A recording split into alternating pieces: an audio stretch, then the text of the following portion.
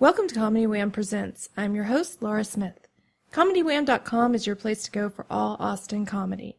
Comedy Wham Presents is how we bring you glimpses into the lives of comedians in and around Austin. This week I'm joined by comedian, writer, and filmmaker Mitch Mekulsia. Mekulsia was a semifinalist in this year's Funniest Person in Austin, and I've been dying to get him in to talk more about his beginnings and what brought him to the Austin scene. And now, Comedy Wham Presents Mitch Mekulsia. Hey! That's me. Always weird reading about someone in front of them. It's okay. We'll be okay. I got the name right, though, right? Yeah, I don't know how you did that. Practice. No. Yeah. Every time I've heard people say your name, they always say it real fast. And I'm like, oh, God. Did I get it right? Did I get it right? You can say it Mekulsia or Mekulsia. Mekulsia. Either way. Yeah. I had a booker tell me once that he's like, hey, man, just start going by Mitch McCool. Like, that is the worst name. That's like I would ride in with like a backwards hat on a skateboard kind of last name. That doesn't work. With a Snoopy shirt on or something. Like, who else in here is bad? Spuds McKenzie shirt on. Spuds was a girl. What? Did you know this? Yeah. No. The dog was a female dog the whole time. Oh, my God. Yeah. I'm dropping truth bombs That's the right new, off the start. That's, spoiler alert, that's the new plot of the M. Night Shyamalan movie. Did I say his name right? Shit. Anyway. Close enough.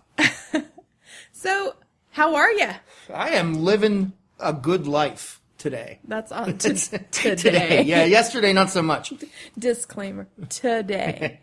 Well, I appreciate you sitting down with us. I've been trying to get you in for a while and just trying to get schedules to match up. I was in Iraq, so. Welcome back. Welcome back. What if I was confused and I was still going there? Welcome back. So, icebreaker question. Hit me. Give me an adjective to sum you up. Sum me up. Shit. This some comic like a month or two ago had the best. Oh, okay. It's not an adjective, but he described me as he goes, man, you look like you're fucked up on a lot of different drugs. And I was like, that's like my personality. Like, yeah, you act like you fucked. Yeah. Oh, yeah, it was good. But adjective, not creepy, right? I'm not creepy. No. Not creepy. Not creepy. Yeah. There we go. Catholic. No, I was raised Catholic. I'm not Catholic anymore. Cokey. Like, I like cocaine. Okay. No. Let's not do that one. I don't do cocaine. Anxious. I don't know. Okay. Bold and beautiful. Young and restless. As the world turns ish. Yeah. I'm the Bill from Young and Restless of the Austin comedy scene. Oh my God. You know what I'm talking about? Bill? No. He's the villain of that show. How was the Days of Our Lives guy? Oh, dude. I saw Stefano at What? Giant Eagle. He was Giant Eagle is the grocery store in Pennsylvania. Okay. He was signing autographs, and I was with my ex-girlfriend before he died, right? Oh my God. And the line was absurdly long, and I was like, I love Stefano, but I don't want to wait in line. She's like, well, come on, we got to wait in line. And I'm like, oh, I don't want, all right. I'm more of a John Black guy. Right. Yeah. Or Brady, even. Did they just need two people? Is that why they did that? Did what? Like the John Black, Roman Brady, like the whole... John Black, at one point, his son joined the Marines. I don't know if you remember this. And he got captured by terrorists in Iraq. Wow. So John Black and the Days crew all got on John Black's personal CIA jet and flew to Iraq to save him. And then anytime, I think Brady was his son, right? Uh-huh. Anytime you saw him after they brought him back, he was always wearing his dress blues, his Marine uniform. That is the most uncomfortable uniform to wear. It's like tight, and you walk like a Frankenstein. Like, it's not, like, why is he always dressed in this? But, they made him a cartoon. Yeah. He's just always the same clothes. And don't even get me started on Victor Kiriakis. Jennifer Aniston's dad. I know, right? He's still on it. That blew my mind. He switches back. He was on the other soaps on ABC, then he went back to Days. So this is Comedy Wham Presents Soap Talk. Soap Talk. I was raised by old people, so I have a very... It's funny. I had we will get to you in a second, I promise. I feel horrible about this, but I have to say. No, hit me, yeah. I don't know. My mom, so when I was little, they did half-day kindergarten, and I was the afternoon. Oh, yeah, they did that for me. I did afternoon kindergarten, so I got to stay, eat lunch, watch Days of Our Lives, and then go to school. Oh, okay. And so my mom had watched Days of Our Lives since the very first episode. Ooh. I know. And so I had, like, Completionist. the very old school, like, upbringing of all the, knowing the whole heritage up to a certain point. Yeah. And then I had to go to school and have a life. And so there's, like, a huge hole. And then I think I watched for, like, a year or so when I became an adult and then was like, still need a life, and quit watching again. Oh, that is a lot. You go to school and you're like, hey, what about Marlena? Remember when they buried her alive? What about when she was possessed by the devil? Oh, yeah. There's a lot of shit going on. Is it Salem where they live? Yes. Yes. Yeah. Because who could forget the Salem Strangler? Yeah. Well, yeah, it's a very... Austin, if there was another serial killer here, they would have to have some sort of alliteration. What would they call him? The Austin Arson, or no. The Austin Angler, and he just, like, caught everyone, he plays angles and screws people over out of money. I like the idea of him fishing. Oh, yeah, okay. You know what? You want to hear my theory about serial killers? Sure. All right, so you never hear about them in the news anymore, right? Mm-hmm. Terrorism. Right. Well, terrorism was last decade, now it's school shootings. Right. Okay, so I think what happened in the 80s and 90s and what happened in the last decade, but say with serial killers, is that they realized that by publicizing them or popularizing them in media, that it was just contributing to more and more of these happening, right? So you have like Ted Bundy, like he becomes famous. So I don't want to say that maybe the media realized, or maybe they got a hint from someone that stopped talking about serial killers all the time. I can imagine there's probably still serial killers out there, probably less so because they're not famous for it, but same thing with terrorism. We don't really talk about terrorism anymore. Right. So is it still happening at the same extent? Maybe. Probably So when not. are they going to stop talking about mass shootings? Once they realize that by, making these kids famous, because that's, Because they've had a long-standing rule about suicide on the news. They typically do not cover a whole lot of things about suicide, especially on, like, local news and things, because they found that it would spark other things. So. But with this, this era of clickbait media, the instant journalism, I don't know if it might have been easier in the 90s to stop talking about serial killers because you weren't trying to attract somebody to your website every 10 seconds. Right. But now, like, if Huffington Post doesn't write a million things about mass shootings and Salon does, they're going to lose on, clicks. Right. So it's kind of fucked. What we can do? We can all say, Mitch can fix this. He Elect can. Mick. I can't even say my name right. Oh, no, not the elect first. Mick. Hey, Mick. Mick Mekulsia. Yeah, Mick McCool. Mick McCool. Yeah, he's the fucking coolest fucking guy on the planet. Okay, let's go. So how'd you get started in comedy? Mass shootings. I was like, hey, this comedy might be better. This has been Comedy Man Presents. No. We're done. What are you doing with that gun? No. I'm waving them around. I'm mad about shit. Fucking liberals. Let me tell you something about liberals. All right? They're always wanting to give people fair chances. Fucking. Oh, my goodness. Back to the original question, right? How did I get started? How did you get started in comedy? Okay, so... Actually, I better back up. Where'd you grow up? I grew up in a small town, maybe an hour away from Pittsburgh, hour and a half. I actually grew up in a village. What? It wasn't even a town; it was a village. Like Gilmore Girls? I like how that's my only reference for. Well, I think it's just depending on the size of a town. Like I was raised by my grandparents. Okay. So, it was a very small town. The closest town was Indiana, Pennsylvania, which was or IUP. I don't know if you heard of this college. Mm-hmm. And then Pittsburgh's like an hour and a half away. Okay. It's a very small town upbringing. A lot of white trash, those are my people. Right. Okay. Yeah, it's like Ford versus Chevy type wars all the time. It's like, the Shiites and Sunnis, how they're always fighting. That's what it's like where I'm from. Ford and Chevy? Yeah, it's like, fuck you, fuck your tribe. And they like have tanks. And I wish they had tanks. But, so yeah, I grew up in a small town. My high school was 107 kids. Wow. Yeah, and they... Total? Not your class? Senior class. Oh, okay. Yeah. And then there was another high school, their senior class was like 30, and they would come play on our football team. Oh They my were God. so very small, I think Yeah. we were like the 4th poorest school district in the state or something like that. Oh, wow. So, good times. Yeah, I was going to say. Good times in Pittsburgh. Not even in Pittsburgh, but... So how was it growing up in such a small town? Very, man, the racism was right on par, right? You're like, yeah, no, it was weird. Like, I'm not trying to virtue signal and toot my own horn, right? But I was a huge nerd growing up. I didn't really have a lot of friends. So my experiences with, let's say, black people were through like movies and TV. Like, so when I saw as a kid, like Rocky and Apollo, they're getting along really well. And by Rocky 3 and 4, Right. So I'm like, oh, black people and white people can be friends, like this is cool. So like, but where I'm from is incredibly racist. Like, Okay. yeah.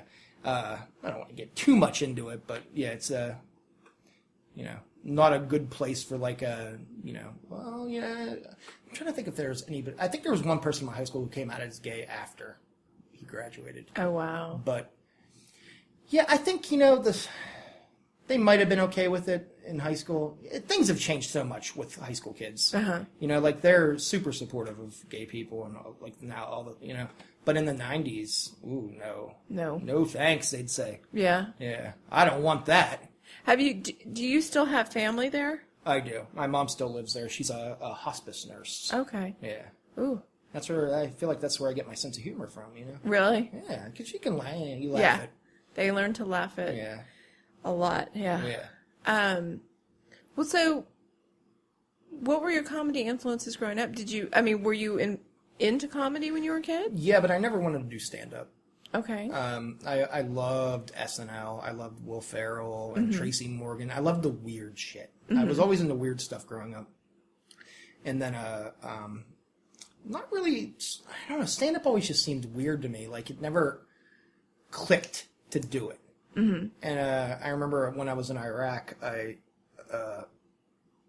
made my friend laugh after we got hit by a bomb. Oh, wow. And it didn't hit me at that point. But afterwards, like, going back and thinking about it, it's like, like that whole idea of like being able to like laugh in like a fucked situation. Mm-hmm. I think that was kind of like a shove in the right direction. So, but as far as, I'm kind of getting off topic, but as far as influences, man, you know what movie I loved when I was a kid? It's Freddy Got Fingered. Oh, yeah? Yeah, it is, because it's just nonsense. I love nonsense. Which I should probably explore that more on stage, just nonsense, but... Yeah. But, and I like I said, I like weird shit, but never was really huge into stand-up. Okay. So, yeah. So, at what point did you end up getting into stand-up? Okay, like, what so, yeah, brought you there? So, I get back from Iraq in September 2006, right? And I'm like, oh, this is, I have like a year left on my contract. I want to be a filmmaker, and I want to write. I want to do all these things, right? Mm-hmm. And I'm, pursuing that. I'm looking at like what, if I want to make a movie, like blah blah blah. Like what book should I read? What all the shit you do when you start out. And you realize, or I realized that if you want to make a film, you gotta write a screenplay. That's going to take forever. You got to get money to make a film. You got to film the film. You got to edit it. Right. Same thing with a book. It can take forever to do these things, right? And it kind of clicked to me that, like, holy shit, like, stand-up is the polar opposite of that. Like, I can write something this morning and go on stage and say it later that night. It's the instant gratification and the instant creativity is fulfilled. So I can still want to do the film stuff and the writing stuff, but if I need something in the meanwhile, I'll do this creatively. Right. So I spent about 2 months just, I remember one day I called in sick to work in the military. I lied, right? I just didn't want to go to work. And I went to my computer and I just started writing. And I would just write and write and write. I just write endless amounts of stuff for like 2 months. And then I finally signed up for an open mic. And I did a open mic in front of 4 people in this huge building. It was awful, right? And the host was this like 50-year-old science teacher. And some of his gags, that's what he called them, were with the hat with the propeller on it. It was abysmal. Oh.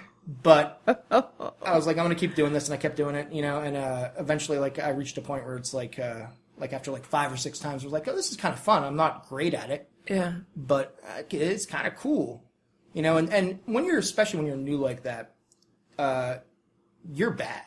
You're going to be bad. Like, nobody's good at the beginning, It's a very crushing art form. Mm-hmm. Like, I always tell people that, so when I got back from Iraq, I was 23. I was in fantastic shape. Mm-hmm. I had a pretty girlfriend.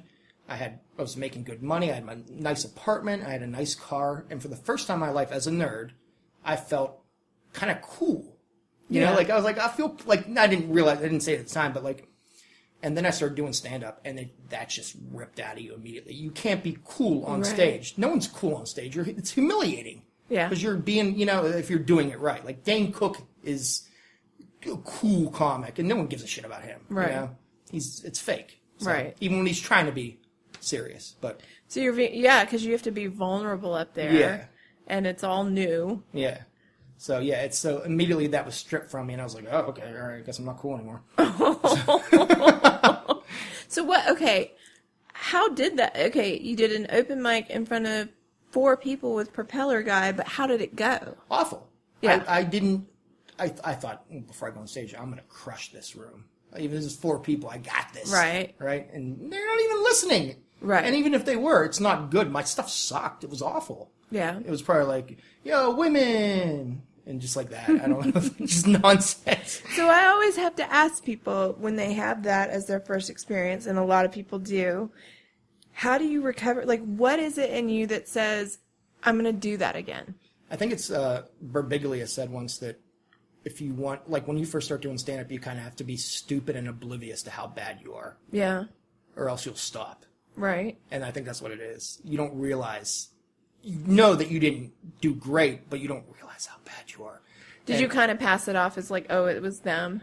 Or? Oh, I knew it was my first time, and, I was, aware enough to realize there was only 4 people in the room. Right. And you keep going. Like, I remember, like, the 5th or 6th time I did stand-up, I did the big club in Atlanta. It was, I think it's still there, the Punchline. Uh-huh. And after my set, one of the manager came up, and she's like, keep doing this, Mitch. You have a gift. She said that. And those little moments of support are very rare, but if you keep getting them, down the fucking road, it keeps you going. Right. So, do you remember the first time that you kind of internalized, maybe you had one of those moments and that you were like, I can do this, like, I've got this? I think it took a while for that. I was just obsessed with the idea of doing it. I knew that it was a game of repetition, not solely repetition. Right. It takes hard work, but I knew. Like, I remember I used to count how many sets I did, right? And I said to myself, once I get to 50 sets, it's going to be better. I'll be better, and that's true. Like, so many comics go on stage once a week, once every 2 weeks, and it's like, don't even bother. Like, you're not making progress, especially when you're new. When you're brand new to stand-up, you should be on stage 2 or 3 nights a week. You should be obsessed with this. Right. I don't know how people aren't. Like, how somebody it's their first time, and then they go up another 2 weeks later, and then it's like, just don't. Just don't. So how many nights a week were you going up at first? I would drive from Augusta, Georgia to Atlanta, 2 hours there, 2 hours back, 4 or 5 nights a week after work. That's dedication. Yeah, and it was like the first time so stand-up and filmmaking are the only things I've ever done in my life that when I'm doing them, I'm 100% focused on that moment, which is insane for me to even comprehend because I'm so spaced out, like ADHD about everything. But in doing those 2 things, there's nothing else going on in my mind at the moment. And I love that. I have complete focus. So, how did you end up going to Austin? After I moved back to Pittsburgh and started doing stand-up there, I went to my undergrad at Pitt. Okay. And then after I finished that, I was looking at places to move, and one of my buddies, Danny, he had heard good things about Austin. Uh-huh. And he was like, man, like, you know, like, it's not, you know how they say, like, some moves are up or down and some are lateral, like, is it lateral? Is that what you say? Lateral, yeah. We didn't view Austin as that, but we viewed it as like it's a great scene for stand-up, but it's not, you're not going to destroy your career here, in a sense. Like, it's a fantastic place to grow, and some people still stay here and they can, you know, consist. Yeah. But it had a really great rep around 2011. Okay. So I was like, all right, I want to go with you. And he was like, all right. And I got a U-Haul. Here's my advice if you're ever moving cross country. U-Haul was like $2,000 total, right? You got to pay for the 3 days of U-Haul, right. And you got to pay for the gas and all this other shit. Mileage and... Yeah, and if you have like less than like $1,000 or $2,000 in furniture, just buy new shit when you get to the next place. Right. Unless it's like antiques or whatever, put those in storage or something. I don't know. Yeah. You don't need to bring your shitty bed that you're going to throw away in a month anyways. So that's not what you did. You actually rented the U-Haul. Yeah, that was stupid. Yeah. Okay. Gotcha. Well, so pro tip. Yeah, that's a Mitch tip. So you were doing stand-up. You started doing it in Atlanta. Yeah. You moved to Pittsburgh for school. Yeah, I was out of the military, and my ex-girlfriend was living in Pittsburgh. Okay. So I was like, hey, I'm going to try being a boyfriend. How was the comedy scene there in Pittsburgh? Because, like, I know you said Danny, I'm assuming Danny Palumbo. Yeah. And there were a few other comics that ended up coming here from there. So how was the scene there before you got here? It got better over the years, okay. But when I first moved there, I was just like so depressed because it seemed like there were like 2 open mics a week or something like that. Like it was not populated or not very, you know. But the first time I signed up for an open mic at the Funny Bone, which is now closed down in Pittsburgh. Thank God, it was a terrible club. Uh-huh. But I got lost and I stopped in a hotel parking lot to kind of like re-plug in my GPS coordinates or whatever. Mm-hmm. And I was trying to call somebody to figure out where it was. And I get out of my car, and this car pulls up next to me. That's like Cadillac or something, like Lincoln or whatever. And this huge, like, black dude, like, dressed like a pimp gets out, right? And he goes, hey, man. He goes, you lost? And I was like, I'm trying to find the Funny Bone. And he goes, what, you a comic or something? Are you a comic? And I'm like, yeah. And he goes, well, my name's, I can't even remember what his name was. He goes, I book comedy shows. Here's my card. And he gave it to me. I was on, like, 20 of this guy's shows over the year. Oh, wow. That random weird chance. It was always, I was the only white guy on the show ever. Uh-huh. And it was always like me and guys like scary black dudes. Like one guy, his name was One-Eyed a Monster because he only had one eye. It was like rap, like it was fantastic. And it'd be like One-Eyed a Monster, like too tough or whatever. And then it'd be like Mitch Mekulsia. And then like I'm like eating a bagel or something in the picture. So how was it getting up there? They don't, dude. The difference between here and there is mind blowing. I remember when I first moved, after I moved here, about 6 months after I moved here, I was driving to the Velveeta Room, and I realized, like, shit, I've been here this long, and I haven't worried about whether there's going to be a crowd tonight at the show, or be enough people to even have a show. Right. They don't show up in Pittsburgh. There were weekends when I get booked at the Improv, which is the big club in Pittsburgh, and they would cancel shows on weekends because there weren't enough people in the crowd. Oh, my God. Less than 20 people, they wouldn't do a show. They would just give you free tickets for another show, right? Yeah. Awful.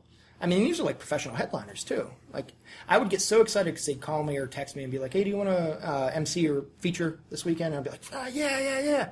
And I'd get to the Thursday show, and there'd be like 40 people, and I'm like, all right, okay, whatever. Friday's going to be better. Friday's going to be awesome, right? God. And I'd show up Friday night, and it'd be like 47 people for the first show. And I'm like, God damn it, well, second show, it's going to be late. People are going to want to drink. I'm going to meet a girl. I'm going to get a fast car, like all pumped up, right? I'm going to meet God. I'm going to get a cross.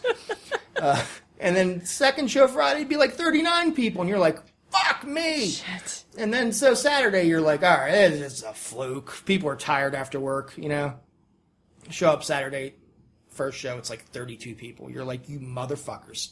Where are you? Oh, I mean, probably they're writing fan fiction about the Steelers, is what I'm assuming they're doing. You know, like they're on some DeviantArt site, like drawing pictures of Ben Roethlisberger, like hugging them or some shit. And then second show, maybe there's like 65 people or even 80. Yeah. And it's like, oh man, this is the most I have to work with. And then they would just cancel shows on Sundays if Steelers were playing. Oh, jeez. Yeah. That's why I like this town, because it's not a fucking pro football team. And that doesn't ruin shit here, you know? Right, besides the Longhorns. Yeah, but that's Saturday. Yeah. It's in the daytime, too, usually. So. Right. Yeah. So, how was your first set here? Do you remember your first set in Austin? I did it at Kick Butt Coffee at the Triangle. You remember there used to be one in the Triangle. Was there? Yeah. There were Okay. There's 2 Kick Butts when I moved here. Okay. Yeah.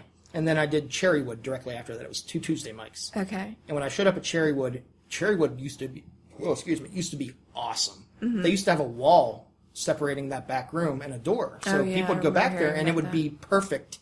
You know, people crammed in there, like no space, like but now it's just, they were like, oh, we want everybody to hear everything. It's like, you ruined it. You don't want everybody to hear everything. So, they went well. Not well, but I remember Kick Butt, it was like, mostly all comics or maybe a couple people. Yeah. Which is normal open mic. And then Cherrywood was probably the same. But I kind of got a good vibe right when I moved here. Yeah. So and what year did y'all move here? 2011, September 2011. So okay. It'll be 7 years next month. Oh wow. Yeah. Happy early anniversary. Yeah. Why am I still here? Right? I can't go anywhere. Why would you want to leave Austin? I don't know, man. I don't know. Get back to Iraq at some point. No. How much does that influence your comedy? Being in Iraq? Yeah. Well, it's like the equivalent of like if I told somebody like, hey, what were you doing when you were 18 to 24? Mm-hmm. And they were like, oh, I was in college, or I was like working on like a mine, like I'm in a mine, or like doing like ice fisherman shit, right? And I'm like, well, don't talk about that ever, when you're on stage. Right. Because you just don't do it. I was super worried when I first got here about like I never want to be labeled as an Iraq comic or like right. And Michael Priest kind of like reassured me. He's like, no, just keep talking. It's like nobody's gonna do that, Yeah. Because I'm not pro war, right. and I'm kind of like shitting on myself and Iraq in general when I go on stage. One of the most repulsive things I ever saw was in Atlanta. This girl went on stage, and she was like, so I'm in the Air Force, and like it was a small room, nobody really clapped. She goes, y'all motherfuckers better clap. I serve my country. Oh, wow. And I saw that, and I was like, ugh, never, I will never do that. Yeah. So it does influence in a sense, because it's like, like someone like Tim O'Brien can write a book about Vietnam 30 years later. Yeah. Why can't I talk about it? It's part of your life experience. Yeah. It's the same thing as talking about growing up in Pennsylvania, or like growing up Catholic, or how great OxyContin is. It's all those things, right? Right. So, what is your writing process like? So normally I wake up every day. I try to wake up early, maybe around like 10 or 11. It doesn't always work out. Mm-hmm. But I sit down.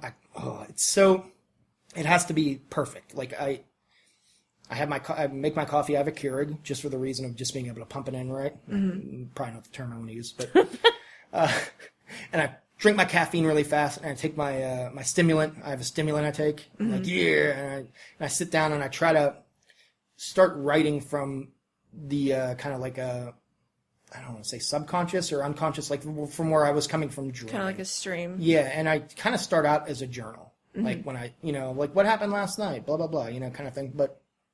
And I try to do that for an hour and a half, sometimes 2 hours, right when I wake up.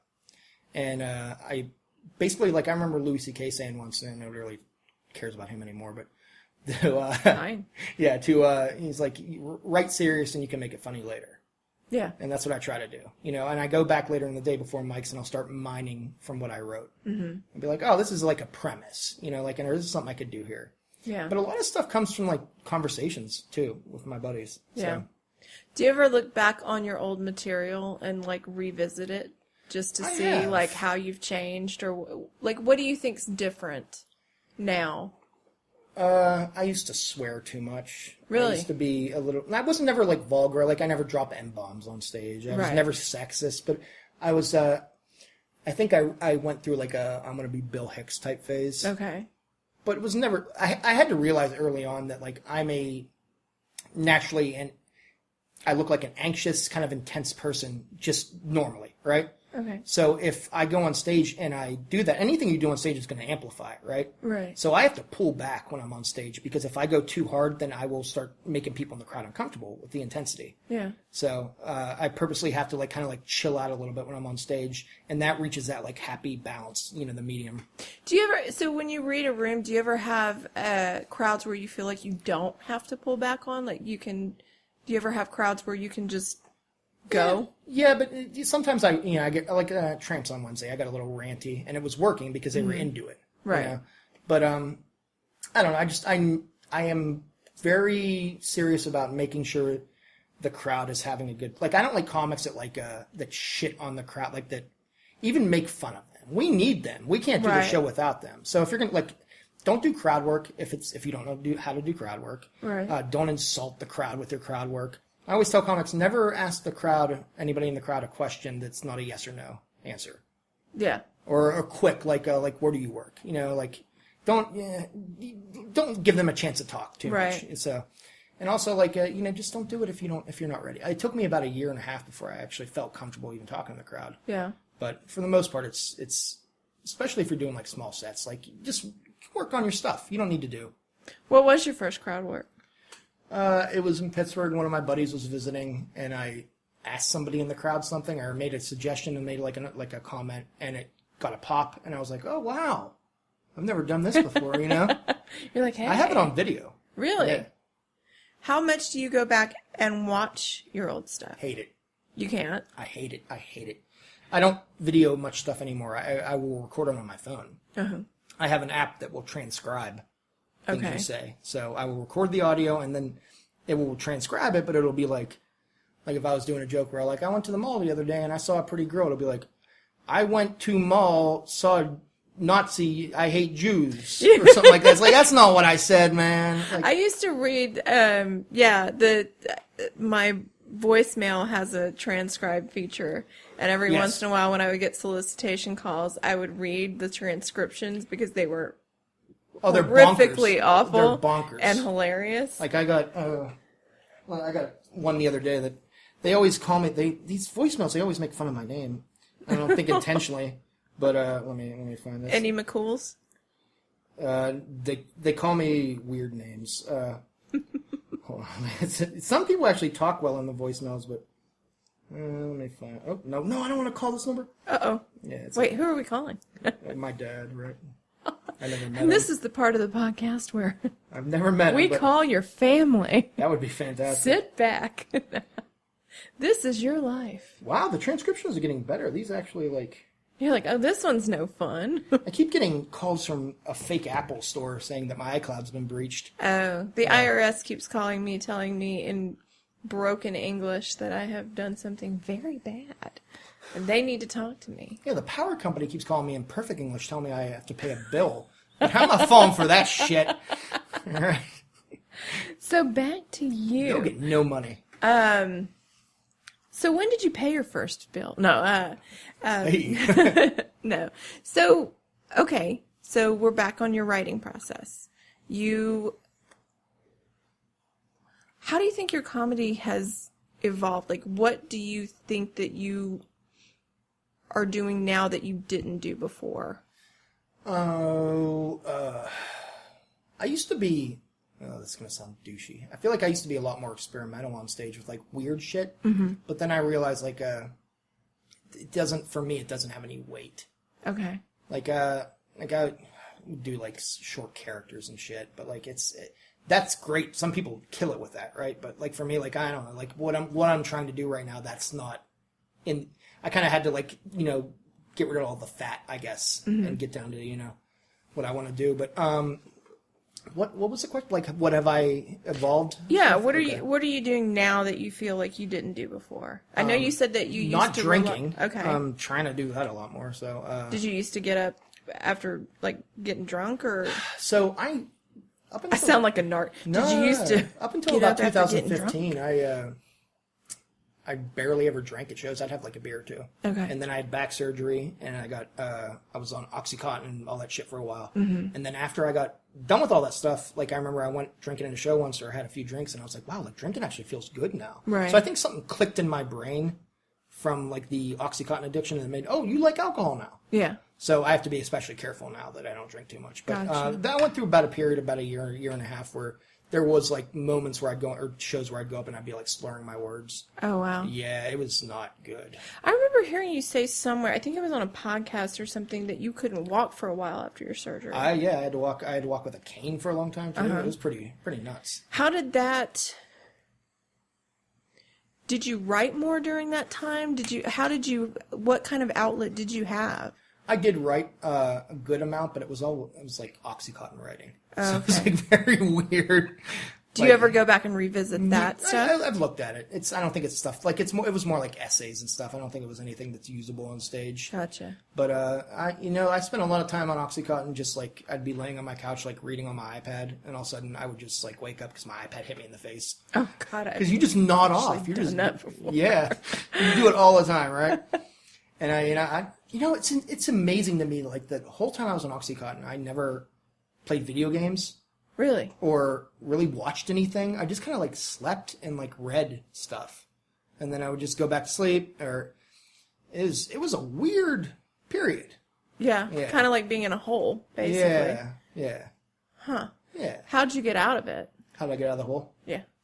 Well, I had surgery in July of 15, and then I kept getting infections in my back. Oh, God. So I'd never stayed in a hospital my entire life. But from September until November of that year, I was in a hospital 3 different times for over a week. Okay. Just for the infections, right? So and they kept raising the dosage or changing the drug. I was originally taking Percocet. They were like oxycodone, Oxycontin, blah, blah, blah.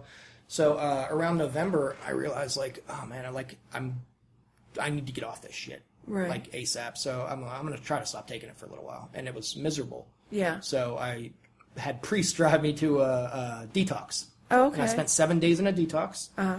And then I got out, and I don't do Oxycontin anymore. Kudos to you for recognizing... Well, I'm very lucky. My brain, like, I don't tune to Oxycontin. Like, I don't enjoy it. Like, with pot. Like, we were talking about that, right? Like, It doesn't make me feel good. It helped with the pain. Right. But my whole thing was, I never want to say never about anything, right? So, after I got out of rehab, I said, I'm never going to take this stuff ever again unless I have cancer. Right. Or I get in a car wreck. Right. And then last summer I got in a car wreck, and I was in the ER, and I was like, hey, guess what I can have? Like, I'm thinking in my head. Oh, no. So I got them to give me Dilaudid. Okay. And oxycodone, so. Right. Yeah, and I was like, I can take this for a few days. And I did. It was like 20 pills, like small dosage, and I took them, as I was supposed to over the next few days, and then done. And then you were done. Yeah. That's amazing. Lucky me. So, but good for you having the self-awareness of all of it, too. But if you had a barrel full of Adderall over here, I'd be like, wow! I'd be jumping in there, like, eating, like, rubbing it all over my face and shit. Like, I love stimulants. Really? Oh, boy, oh, boy, oh, boy. Yeah. So you do know exactly where your... Yeah. Not butter is... I don't know what phrase I'm trying to go with there. I wrote a 180-page screenplay in 3 days once on Adderall. Wow. It was awful. I was going to say, how was it? It's nonsense. Really? Yeah, because after like the first 24 hours of Adderall, like you're just going back and rewriting things. You're not even at anything anymore. It's just stupid. Like, or you're like making, it's like Kevin Smith writing like 2 hours of conversation about like an egg. Did you keep it? Yeah, they're on my computer somewhere. Do you keep everything? I do. Okay. I'm a hoarder with writing. That makes sense, though. Although I did lose everything I wrote for my first 2 years of stand-up when my computer died. So, probably better that way, right? I don't know. That hurts me. There's a part of me, and I just bought my first external hard drive. I know, it's sad. I should have been doing that. And so there's a part of me that's like, oh, God, that could have been me, you know? In 2007, I don't remember external hard drives being something on my radar. Right. But I have probably 6 or 7 now. Oh, wow. Yeah, with it's a lot of video footage, too. Yeah. So let's talk about the screenwriting and the filmmaking. Okay. How did you get into that? That's what the initial goal was when you found comedy, right? Yeah. So we haven't talked about it at all, so tell me about that aspect. So, I enrolled in Pitt, right? University of Pittsburgh, and I did a double major in film and psych. Okay. And the film program Very interesting combination. Yeah. Well, it actually, like, a lot of, like, it crosses over a lot. Yeah. But the film program there was film studies. It wasn't filmmaking. Okay. So it was just like basically like English department kind of thing. Like you write about film like you do about English. Right. But when my first semester at Pitt, I discovered they had an honors college on the top floor that gives you a degree different than if you would get a normal degree. It's a Bachelor of Philosophy instead of arts or science. But you have to do a graduate level thesis at the end of your college. Oh, wow. And I pitched them. I'm like, how about I make a movie? And they were like, wow, no one's ever done that before. Yeah. Really? Yeah. So I got an advisor, like several advisors, for my thesis. They call it a thesis, right? And over about a year, I wrote a screenplay for a movie, and then I got a bunch of grants for that summer, and we shot a feature-length film. Oh, wow. Yeah. It's not my favorite thing. No? In the world, no. It's I was on a lot of drugs when I made it, so it's kind of like. Well, it's also a first effort. It was super verbose and confusing, but Danny was in it. He was, What is the name of it? It was called "What's It Like in California." Really? Yeah, and that's a reference to the Grapes of Wrath. Okay. Because it's like the whole time in that book they're talking about when they get to California, how great it's going to be. And that was me when I joined the military. I was like, I'm going to go to Monterey. That's where I'm going to get stationed. It's going to be great there. Yeah. And I get off the plane and it's foggy and cold and it sucks. And I hated my entire time there. Yeah. I love Georgia for some reason, but I hated Monterey. So it was like kind of like talking like the whole idea of like that things are never going to be as good as you pump them up to be. So it's sort of autobiographical? In a way, yeah. It's about the guy's like last 3 days before going to boot camp. Okay. So. Awesome. Did you get an A? You don't get a grade on it. Oh, okay. You just get that degree. Yeah. You had to have like a screening at school and stuff. Gotcha. Yeah. Wow. That's a huge thing, though. Yeah, that's a huge thing to do. And then since then, I've been working a lot of short stuff. So okay. Yeah. Directed a music video for Vanilla Presley. Nice. A while back. Nice. Yeah, it was fun. We shot it black and white, very quick cutting. Not Beastie Boys. Kind of God damn it, I can't remember what style I did it in. But we film stuff. We have fun. So that's awesome. Yeah. Do you have a favorite between the two? Well, between the three, the writing, the filmmaking, the stand-up. Well, the writing's a part of both. Right. Yeah. But do you feel more passionate? Okay, than the two. Do you feel more passionate for one than the other? Or are they just different aspects of you? They're just different babies. Okay. It's like I have 2 wiener dogs, right? I don't love either of them more than the other. One's a black wiener dog girl. One's a big brown asshole boy. But they're both my guys, my babies. So what's the dream? What's the goal? Like what, if you could do anything right now, if you had unlimited resources, what would you do with it? Ooh, unlimited. I kind of do, right? No, well, I mean, I don't know. I'm not dying, so I guess. You tell me. As far as like short-term, long-term goals, like both. Okay, short-term. I'm just gonna keep going with the questions you ask me back. Short-term, I would like over the next few months or 6 months or even a year to be consistent with getting up on stage all the time, right? And I'm starting to get booked back on a lot of shows that I wasn't on for a while because of surgery and stuff. To be able to wake up every day and write consistently, and to do it without drinking. Do everything without drinking. As far as film goes, I am writing a spec script for a pilot right now. So about the Real Housewives, and we're doing the Real House Guys of Sandstone. And it's Pat Dean said he'd be in it. Patsy Royce, Murphy. You got all the Pats. Yeah, we got Andrew Murphy. We got Mendoza might be in it. But yeah, it's going to be the Real House Guys of Sandstone.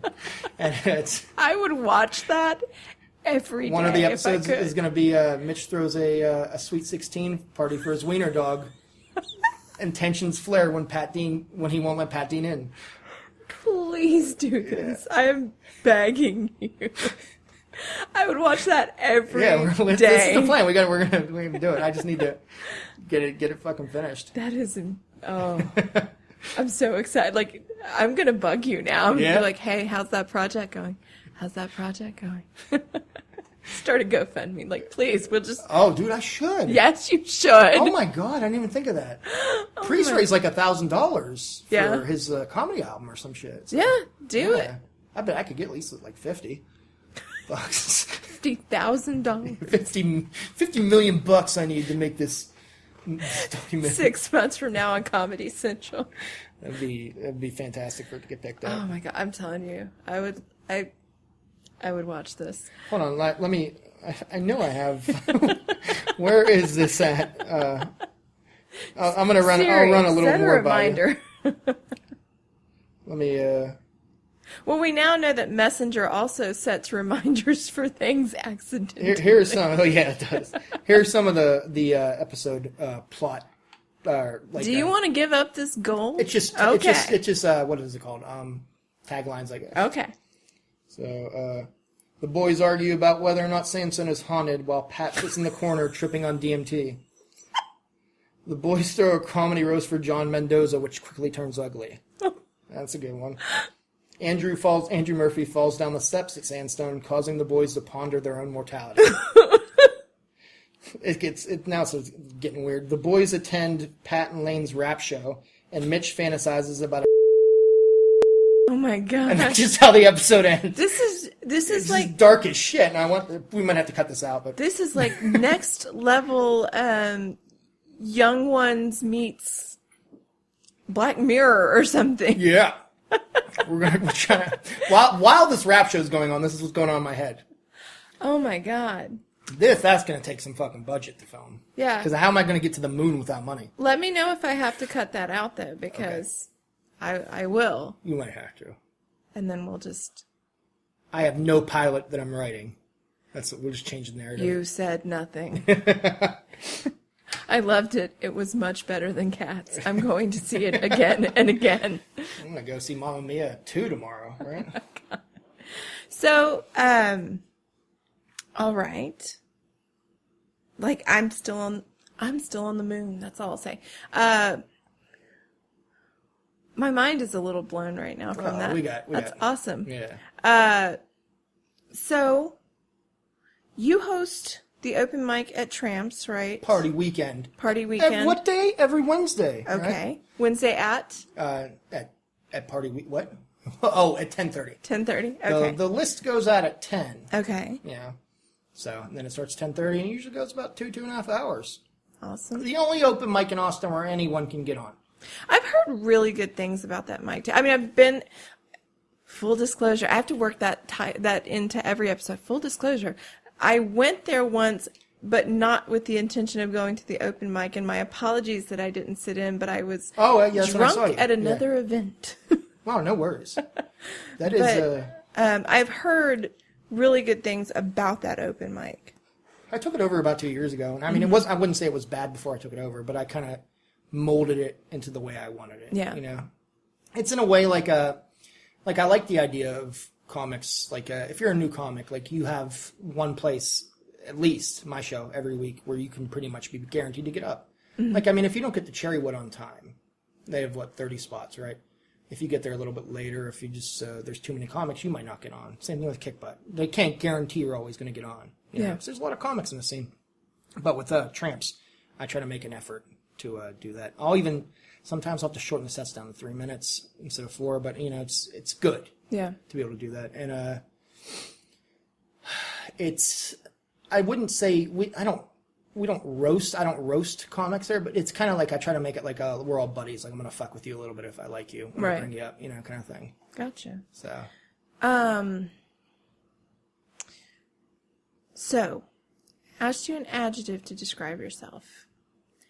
Now I'm going to ask you a verb to sum you up. Verb. Give me yours first. What would you say?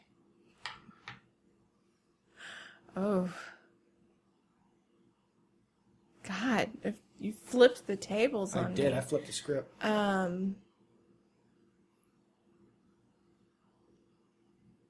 okay. So real quick. I'm seeing for the adjective. Uh-huh.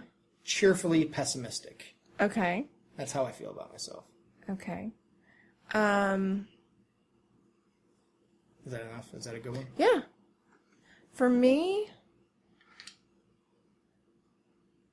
moving. I'm moving? No, for me. Oh, okay. Moving. Moving. Because I don't feel like I ever stop. I may not be going fast. Napping for me. Napping? Yeah, I love naps. Okay. I have to nap before shows. Do you? Yeah, okay. So when I moved here, I was temping at the Department of Aging and Disability, which sounds like Orwellian, doesn't it? In a way, like where they send old people to die. Or some sort of division in Harry Potter. Yeah. But I somehow I wouldn't say conned, but I kind of like talked them into letting me, instead of working 5 days a week for 8-hour shifts, they let me work 4 days a week for 10-hour shifts. Mm-hmm. So I'd have Friday through Sunday off, right? Mm-hmm. So I would, during the week when I would do open mics, I would, I'd go to work in the morning, I'd be there by 6:30, right? Mm-hmm. And nobody would even be there until 8. So it didn't matter. I'd just go back to sleep when I got there. But oh, wow. or dick around, right? But I would be there until what? Like, so it would be like, let's say 7 to 5. We'll say that, right? Yeah. And I'd come home and I'd take a nap for 2 hours and then get ready and I'd go to mics and I'd get home at 1, 2 in the morning, sleep for 3 or 4 hours, and go to work. So you have, like, people always talk about, like, oh, I can't do mics and I have to be up early in the morning. It's like, just stop doing this. It's never going to change to a daytime job. Right. Stand-up's always going to be late at night. Like, if you can't do it now, like, why do you want... But, so I'd have, 3 or 4 hours of sleep and then 2, 3 hours of sleep after work. And that would just be the repetition over and over again. And I feel like if you want to keep doing this, especially when you're new, just do that. Just do it for a fucking year or 6 months. And then if it's not working out, okay. But give it 100% at least right from the start. So you can get an idea of, if it's going to work or not. Gotcha. But so napping. So I'm big on, like, still to this day. Big on napping before shows because I want to be refreshed. So many people look tired when they're at shows. So, because I look tired at shows and I'm not even the one on stage. Yeah, well, it makes sense. Yeah. Like, and that drives me nuts. Like, I wish there was, I feel like I should live in New York because I don't want to, I do a mic or do a show and I get home at like 10:30 at night. It's like, what the fuck am I going to do now? Like, I can't fall asleep till 4. Right. Like, I need to do stuff. Yeah. Or you can go drink, but that's not, Do you ever write at night? I know you said your process is usually in the morning. I have. I'm not big on doing it. Like, like the whole idea of separating home and work or separating, like hours, time periods for things. I feel like coming home is like, that's time to just chill. Right. You need like time to just let stuff kind of circulate in your mind too. You can think of, you don't need to be somebody, I can't remember, one comic said that, no matter how much of a flow you're in, like if you want to write for an hour every day or 45 minutes or whatever, if you're like, oh, I got more stuff to say, more stuff to write, right? Mm-hmm. Stop anyways, because it's giving you stuff to start with tomorrow, right, kind of thing, So I feel like that's what like I don't want to constantly be writing because then I'll run out of shit to write and I won't be able to even think about other stuff. Right. So. Okay, one final question. Yeah. If you could go back to Mitch, I think, if I have this date right, March 24th, 2007 was your first... How did you know that? I do my homework. No, really? How'd you... I do my homework. Did you look on MySpace? If you could go back to your first... Go back to that Mitch. Yeah. And give him one pointer. Don't forget your girlfriend's birthday 2 days later. Which no, a better pointer.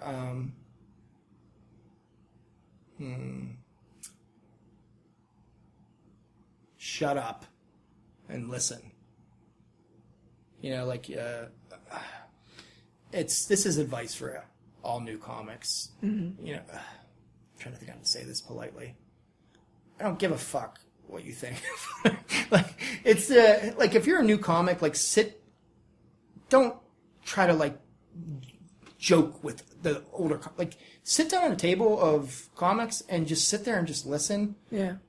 learn some stuff. And also, like, comics don't want to deal with some, like, a new guy that walks up and he's like, well, so I was at the mall too. And it's like, oh, God damn it. If you like somebody's set, tell them, hey, that was really, really funny. I'm new. I love that. Comics, we have egos. Yeah. Some new guy's like, oh, you tell them your stuff's really smart. Any comic will be like, well, yeah, I guess kind of it is. They'll go buy glasses. Like, they'll be really excited. So just shut up and listen and let it all happen organically. Like, you don't know what you're doing yet. Gotcha. And you think you do, but you don't. And you might never, but you don't for sure now. Right. And I'm waving this around, like, emphatically. But, yeah, take your time. Stop putting sun in your hair. Or keep putting sun in your hair. Enjoy your hair, because it's going to go away pretty fucking soon. Oh, wow. Yeah. You had pretty good hair back then, old Mitch. Stay in shape. Don't stay away from the Adderall. Man, I got a lot of advice for myself.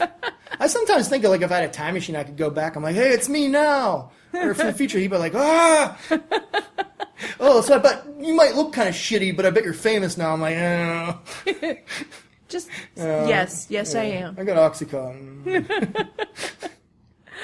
So.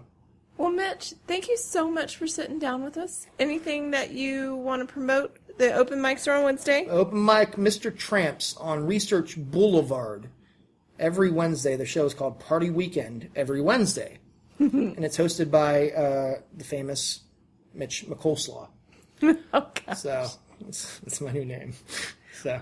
Well, thanks so much. This has been fun. This has been a dream come true. How do they find you on social media? Huh? By the way, how do they find you on social media? Like on Grindr or Tinder or? Anywhere you want them to find you.